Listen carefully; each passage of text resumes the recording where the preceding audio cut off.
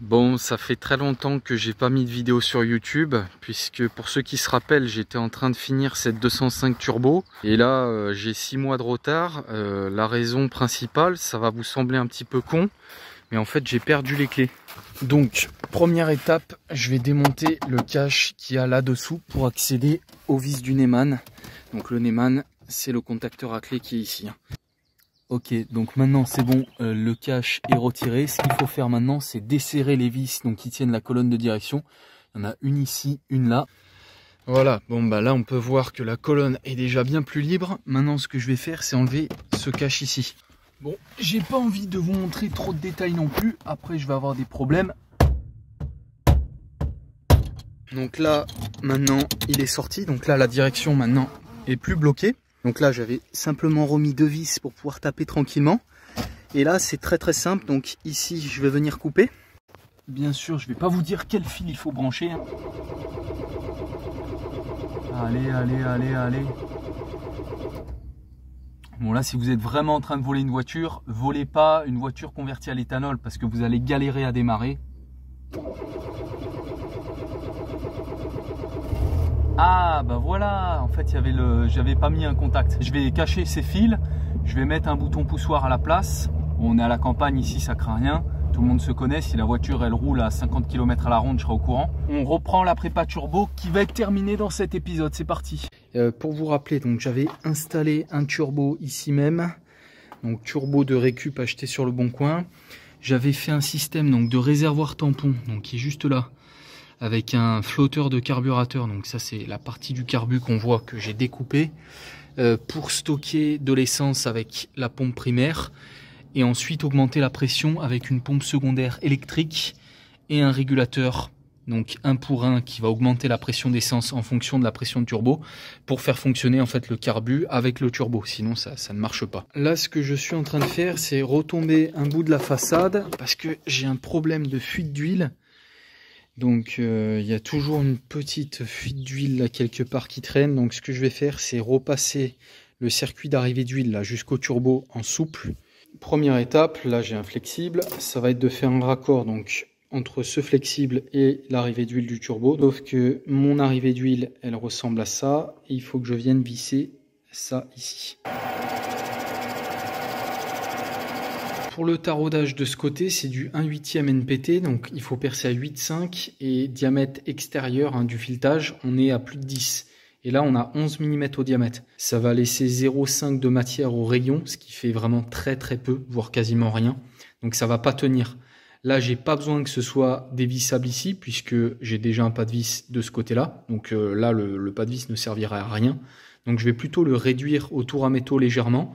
Et je vais les emboîter en force en fait à la presse. J'ai usiné pour qu'il y ait 5 centièmes de serrage entre le mâle et la femelle.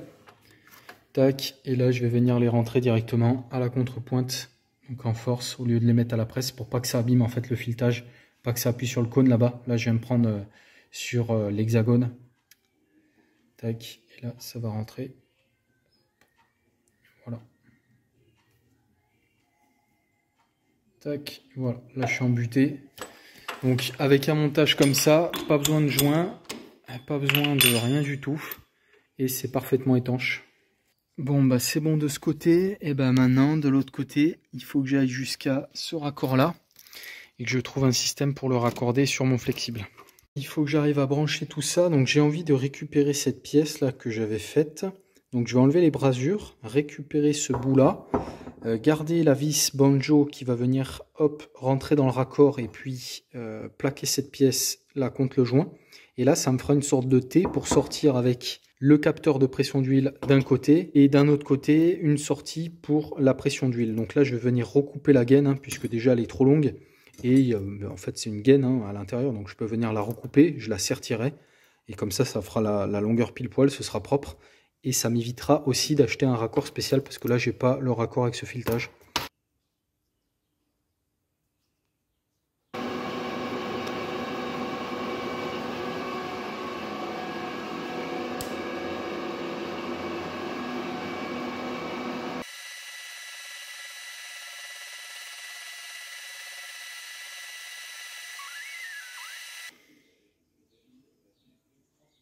Voilà, maintenant je vais repercer pour mettre la vis banjo qui va traverser le raccord. Donc l'huile va passer à l'intérieur, sortir par là et sortir dans le raccord. Par ici, ça partira dans la jauge et il faut que je fasse une autre sortie qui viendra se repiquer sur l'arrivée d'huile du turbo. Là, je suis en train d'usiner le téton donc en laiton qui va venir récupérer la durite de sortie pour le turbo. Perçage final. Diamètre 3.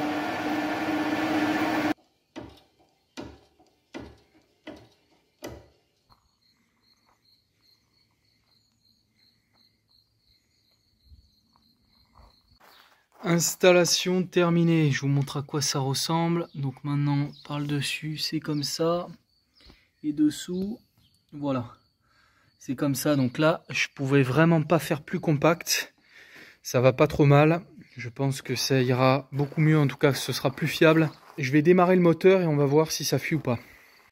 Alors est-ce que ça fuit?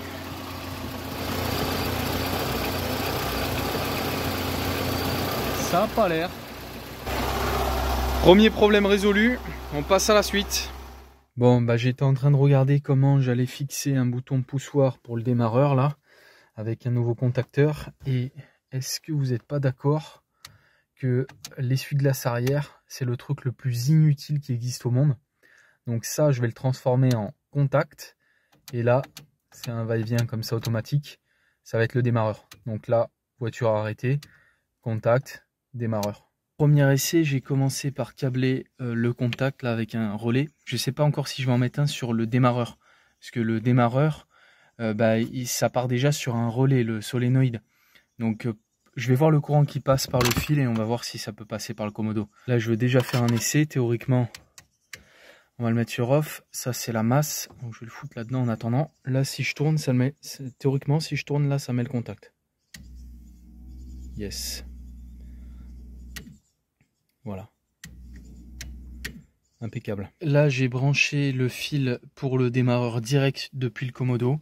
Donc là, le courant qui part au fil du démarreur passe par le commodo. C'est pas le courant qui va dans le démarreur, c'est le courant qui pilote le démarreur. Mais je veux juste vérifier combien de courant passe justement, puisque la section du fil est assez costaud. Donc je me demande pourquoi. Et en fonction, je mettrai un relais ou non. Donc là, on va voir déjà si ça marche. Théoriquement, si je tourne, ouais, il y a quand même pas mal d'ampères. Si on reste pendant 10 minutes, là, le commodo aimerait pas. Mais de toute manière, théoriquement, ça démarre au quart de tour si on est un bon mécanicien. Et si on n'est pas à l'éthanol. Donc, ça va être résolu comme ça. Allez, c'est parti. J'ai allumé la GoPro. On va faire un petit essai routier déjà. Que vous voyez ce que ça donne par rapport au réglage initial. Donc ça c'est la sonde lambda, c'est ce qui va me donner la richesse. Qu'il y ait de l'essence, de l'éthanol, du fuel, du kérosène, n'importe quoi, ça donne les mêmes valeurs. Si c'est à 10 c'est riche, si c'est à 15 c'est pauvre. Donc là en fait le carbu est très mal réglé. Là, on voit que quand je suis en croisière, je suis très riche. Donc la voiture surconsomme à mort. Et si je mets le pied dedans, là on va accélérer un poil. Voir ce que ça donne.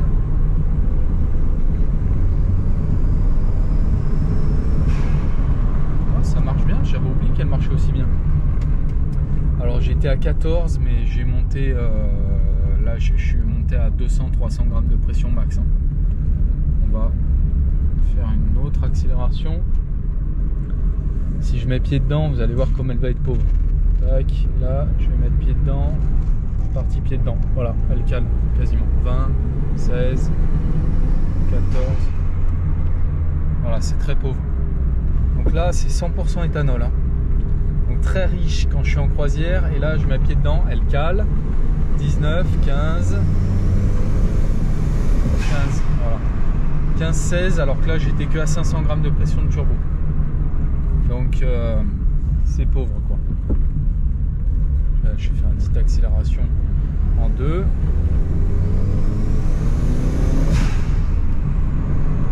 Ça marche parce que j'ai augmenté la taille des gicleurs à mort, mais c'est très mal réglé, beaucoup trop riche en croisière, et quand j'accélère je tape dedans.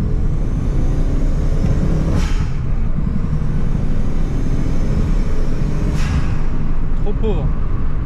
Bon, par contre la caisse marche à mort.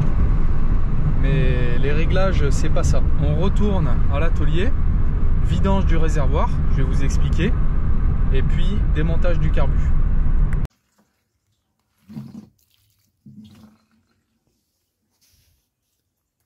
J'ai siphonné le réservoir, il doit rester un tout petit peu d'essence, hein. J'ai aussi remis là un tuyau pour la wastegate. C'était pété, donc ça c'est réparé. Ce que je vais faire maintenant, je vais vider le fond du réservoir en allant à la station essence et je vais mettre 50% éthanol, 50% SP95. J'étais en train d'aller à la station essence. Qu'est-ce que je crois sur la route? Mono 2 turbo. Voilà ce qu'on a devant. Donc ça c'est ce que j'appelle la voiture de PD, hein. Moi je préfère les Peugeot. Avec montage turbo maison, regardez ce que j'en fais de sa Renault.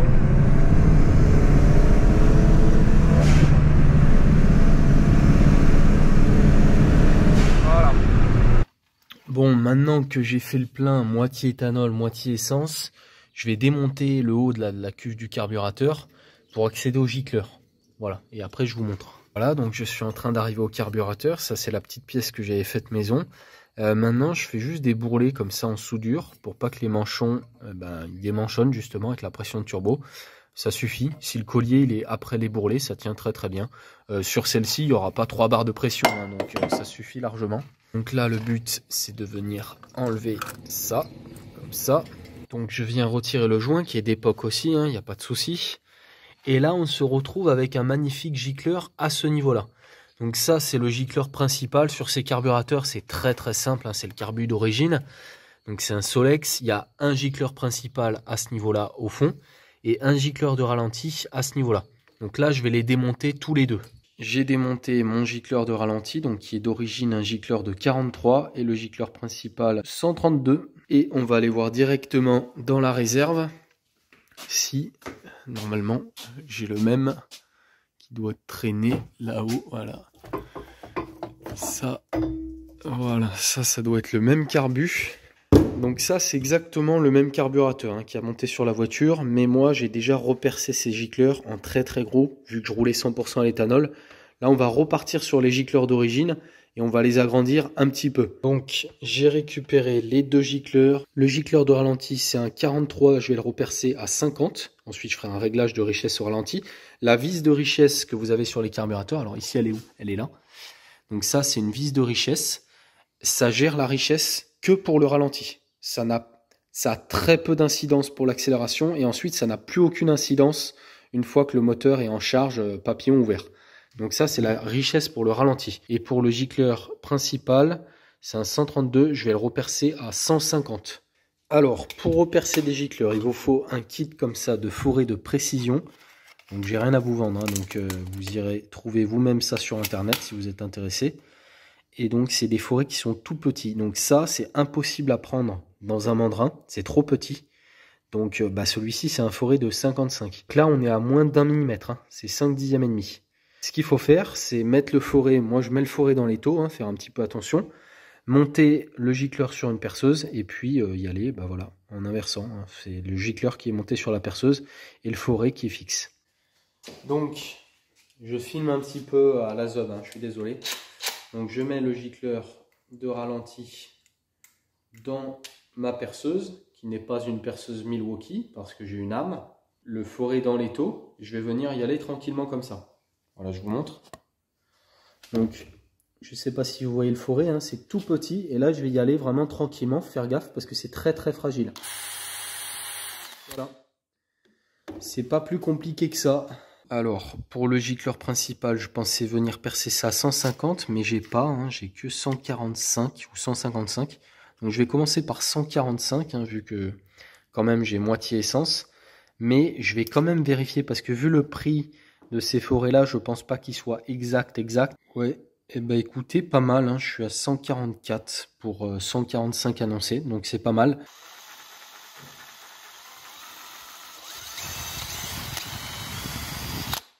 Voilà. C'est bon, j'ai remonté les gicleurs. Avant de remonter le carbu, je veux tester quelque chose. Donc je vais juste remplir la cuve en mettant un tout petit coup de contact. Hop, bien rempli. Et je veux tester la pompe de reprise, une des pièces les plus importantes sur un carbu. Donc pour ça, il faut juste accélérer. Voilà. Et bah c'est bien ce que je pensais. Donc là, le symptôme c'est quoi? C'est un moteur qui est très creux à l'accélération, avec vraiment un trou au moment où vous mettez le pied dedans, vous accélérez. Donc ça c'est lié à quoi? C'est lié à la pompe de reprise. La pompe de reprise, qu'est-ce qu'elle fait? C'est très simple. Lorsque vous accélérez, ça comprime une membrane et ça envoie une giclée d'essence là par cette pissette. Donc directement dans l'admission. C'est simple et efficace, hein. Donc là, quand j'accélère, ça doit pomper l'essence par ici. Donc ça passe par une membrane qui est comprimée lorsque j'accélère et ça sort par la pissette théoriquement. Là, il n'y a rien qui sort ici. Et on voit que en fait, l'anti-retour dans la pompe de reprise ne fonctionne pas puisque l'essence ressort par la cuve. Donc là, il faut que je démonte la pompe, que je la nettoie, qu'elle refonctionne et que je remonte ça.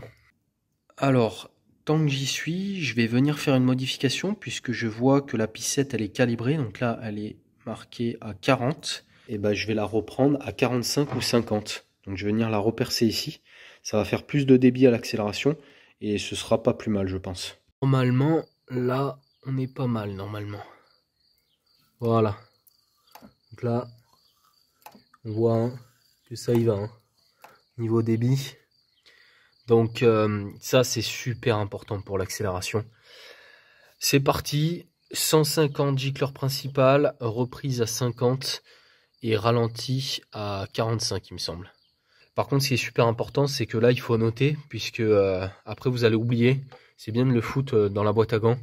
Comme ça si dans 6 mois ou 1 an vous reprenez les réglages, vous saurez où vous en étiez.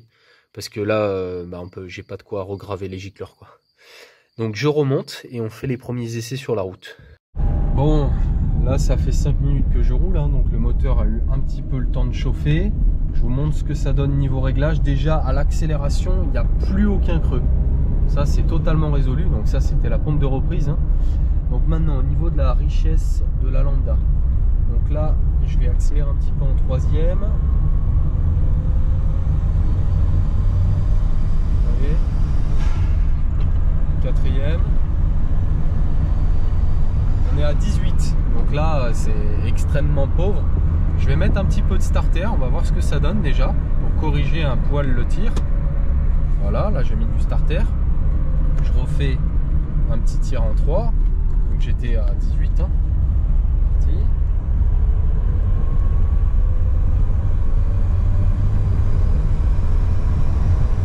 Voilà, là on est à 15. Donc on voit qu'avec du starter, tout de suite ça marche beaucoup mieux. Donc au niveau du gicleur principal, on n'est pas assez haut. Je reprends le gicleur principal à 155 cette fois-ci. Bon, j'ai fait un petit arrêt au stand, mais ça sent vraiment pas bon. J'ai les durites qui sont dures comme du bois.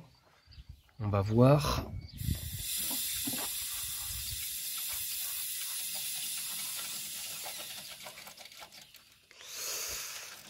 Oh là là, ça sent le joint de culasse. Oh putain. Oui. Ouais. Ça, malheureusement, ça sent le joint de culasse. Donc, apparemment, le joint de culasse vient de nous lâcher. Ce qui m'embête un petit peu parce que là, cette prépa, j'ai mis même pas un barre de pression de turbo. Bon, démonter une culasse là-dessus, ça prend quoi? 30 minutes, mais ça m'emmerde un peu quand même. Parce que la cause de ce joint de culasse défaillant, je pense que c'est peut-être le taux de compression qui est trop. J'ai beau être matinal, j'ai mal. Là, il faut que je tombe le moteur, que je démonte les internes. Pourquoi? Puisque je ne vais pas remplacer un joint de culasse. Il faudrait faire une reprise, une rectif de la culasse. Ça va encore recomprimer le moteur. Et je pense que c'est la principale raison, le taux de compression là d'origine, qui fait que j'ai fait un joint de culasse aussi facilement.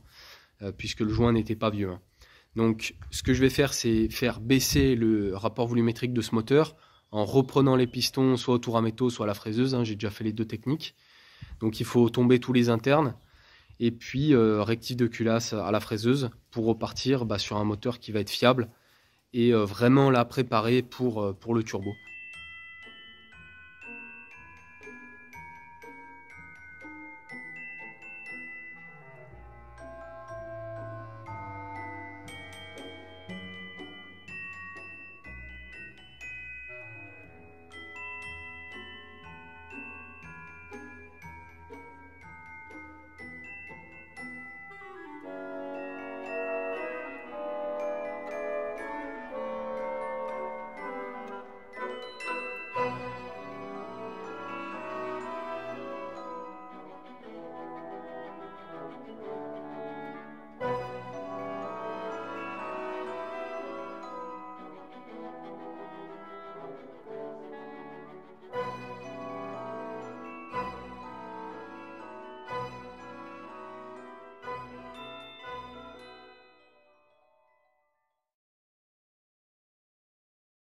Donc le joint de culasse, qu'est-ce que ça donne? C'est pas dit qu'on arrive à voir d'où ça fuyait, mais de toute façon ça fuit de quelque part. Hein. Tac.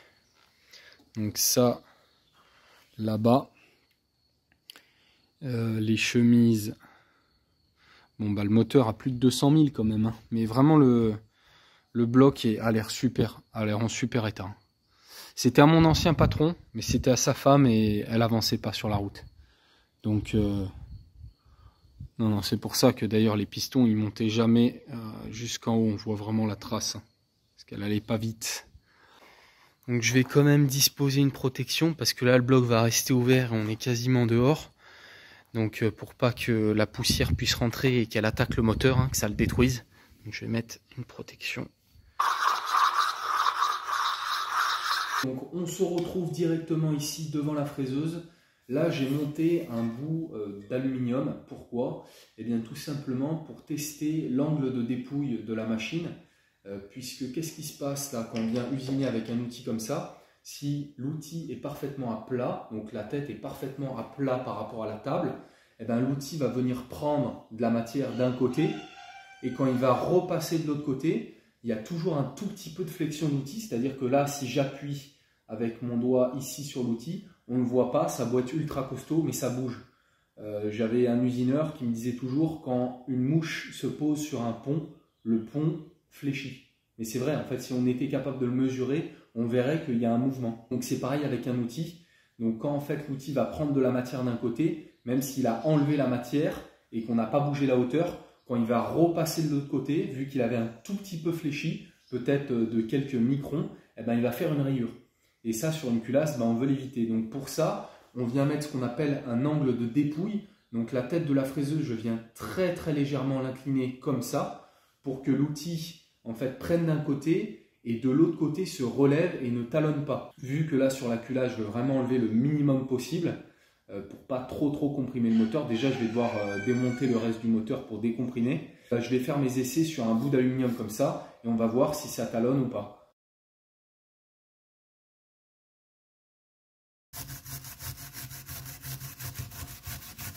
On va commencer par prendre 2 dixièmes parce que j'ai pas envie d'y repasser 50 fois, c'est assez long hein, vu que je mets très peu d'avance.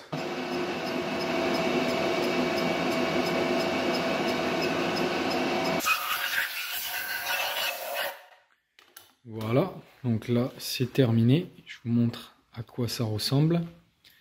Donc là la culasse est nickel. L'usinage est terminé, ça rend comme ça. En fait j'ai recomprimé le moteur puisque j'ai enlevé de la matière.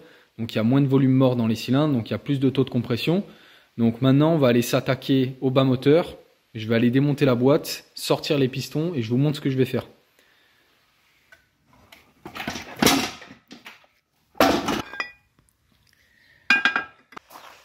Et bah voilà, après 2-3 vis enlevées, j'en suis là. Donc là il reste plus grand chose, hein, à part le bloc Villebrequin, chemise et piston, bielle.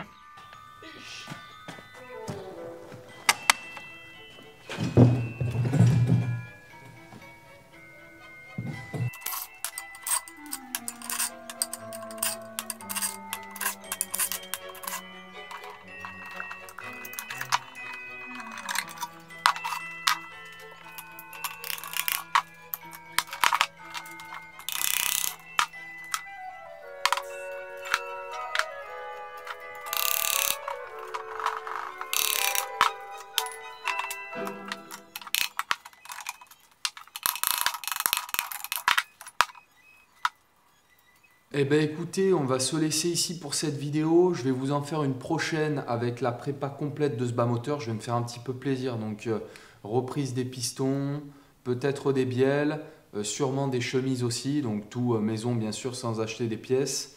Voilà, je ferai une vidéo vraiment dédiée sur la prépa là dans le dur du moteur. Ce que je tenais à faire, c'était remercier toutes les personnes qui m'avaient envoyé un message ou qui m'ont aidé suite à l'appel que j'avais fait dans la précédente vidéo, donc qui remonte au mois de janvier. Voilà, merci à vraiment tous ceux qui m'ont aidé. Désolé s'il y en a certains, j'ai pas répondu au message, j'en ai reçu tellement que honnêtement j'ai peut-être oublié des messages. Voilà, là je vais reprendre un rythme de vidéo plus régulier pour cet été, puisque déjà il fait plus -5 dans le garage. Ce que je vais faire, c'est une vidéo tous les 15 jours, ce sera les dimanches. Donc dimanche midi, je poste la vidéo. Et je vais faire une petite FAQ à la fin de chaque vidéo, là où il y a les personnes que ça peut intéresser, puisque j'ai souvent des questions répétitives sous les vidéos. Donc ça me permettra de vous répondre directement. Donc si vous avez une question, n'hésitez pas à me la poser. Je répondrai à la fin de la prochaine vidéo. Donc j'avais parlé justement de vous montrer mon projet professionnel de montage, fabrication de batteries pour les golfettes, voiturettes de golf. Donc ça va arriver, hein, ça va arriver cet été. Donc voilà, donc dans la prochaine vidéo, prépa complète de la 205, puis je pense que ce sera terminé pour cette voiture. Hein. Théoriquement, ça devait durer 2 vidéos, ça s'est vraiment attardé sur la durée, hein, parce que la voiture, je l'ai commencé il y a 2 ans. Donc sur ce, très bon dimanche à tous, et on se retrouve très bientôt pour la prochaine vidéo, prépa complète du moteur. Allez, bon dimanche!